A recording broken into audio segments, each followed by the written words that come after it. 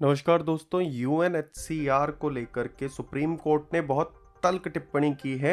उन्होंने कहा है कि यूएनएचसीआर ने एक ऑफिस खोला हुआ है, शोरूम खोला हुआ है यहाँ पे, और वो सर्टिफिकेट इशू करने में लगा हुआ है। रिफ्यूजी सर्टिफिकेट बांटे जा रहा है किसी को भी। क्या था पूरा मामला, जानते हैं। देखिए, तो सूडान का एक शरणार्थी था।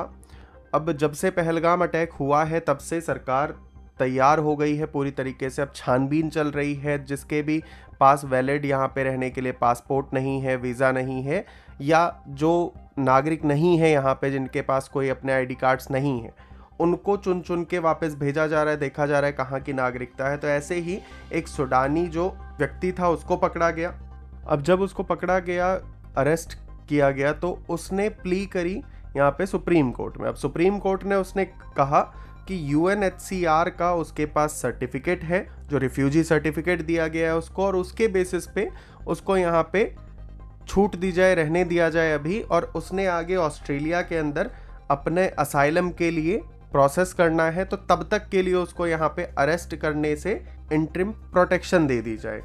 तो इस पे जो जस्टिस कांत हैं, उन्होंने बहुत तल्ख टिप्पणी करते हुए बोला है कि ऐसा लगता है जैसे यूएनएचसीआर ने यहाँ पे, उनके कमीशन ने एक शोरूम खोला हुआ है जहाँ पे वो सबको इस तरीके से सर्टिफिकेट बांटते घूम रहे हैं। तो इसी में उन्होंने जो थे जस्टिस सूर्यकांत और जयमिला बागची हैं, उन्होंने डिक्लाइन कर दिया है ग्रांट इंटरिम प्रोटेक्शन के लिए अरेस्ट से सूडान नेशनल को और उनकी फैमिली को। अब इसमें जो काउंसिल थी, उन्होंने आर्ग्यूमेंट किए। उन्होंने कहा कि यूएनएचसीआर जो है वो, उसने क्योंकि इस फैमिली को, जो रिफ्यूजी फैमिली है, उसको रिफ्यूजी कार्ड दिया है, और ये प्रोसेस जो है रिफ्यूजी कार्ड देने की, वो बहुत इजी नहीं है, इसमें काफ़ी टाइम लगता है। जो काउंसिल है उसने कहा कि काफ़ी सारे चेक्स होते हैं, काउंटर चेकिंग होती है, एनालाइज किया जाता है, और फिर उसके बाद ये साल भर तक की लगभग प्रोसेस होती है, उसके बाद किसी को ये कार्ड मिलता है। पर ये सारी दलीलें कोई काम नहीं आई हैं और इसको डिक्लाइन किया गया। अब ऐसा है क्यों? देखो,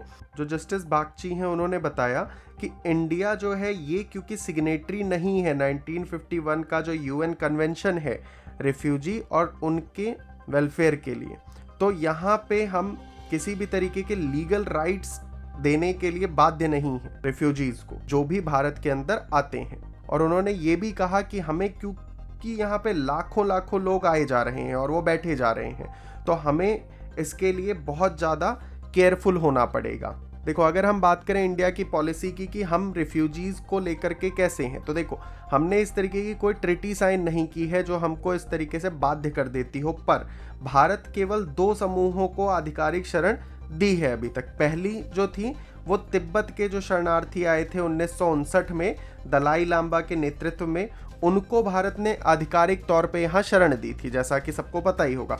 दूसरा, जब तमिल विद्रोह चल रहा था श्रीलंका के अंदर, तो जो वहाँ से श्रीलंकाई तमिल यहाँ पे आए 1980 के दशक में, उनको भारत ने शरण दी है। अब बाकी के जो लोग आते हैं, चाहे रोहिंग्या हो या बांग्लादेशी हो, पाकिस्तान से आए हुए लोग हों, कोई भी लोग जो ऐसे आते हैं, इनको ह्यूमैनिटेरियन ग्राउंड्स पे यहाँ रहने दिया जाता है, लेकिन उसमें कोई ऑब्लिगेशन नहीं है कि भारत को रहने ही देना है या इस तरीके से कोई भारत पे दबाव डाल सकता है। अब अभी ऐसा क्यों हो रहा है? क्योंकि भारत एक सॉफ्ट टारगेट बन चुका है दुनिया भर के लिए, कि कहीं से भी कुछ भी हो, कोई भी मुंह उठा के भारत में आ जाए, जिसकी वजह से एक तो यहाँ के संसाधनों पर प्रेशर पड़ता है कि एक इतनी बड़ी पॉपुलेशन हमारी खुद की है, फिर बाकी लोग भी यहाँ पे आके शरण ले लें जो इन सारी चीज़ों को यूज़ करें। पर उससे भी बढ़ के ये थ्रेट डेवलप करता है हमारी इंटरनल सिक्योरिटी को, क्योंकि उनका ना कोई डाटा है, ना कोई पहचान है, कहाँ से लिंक है, किस मॉड्यूल के भी हो सकते हैं, आतंकवादी हो सकते हैं, तो उनको ऑपरेट किया जा सकता है। तो इस सब को ध्यान में रखते हुए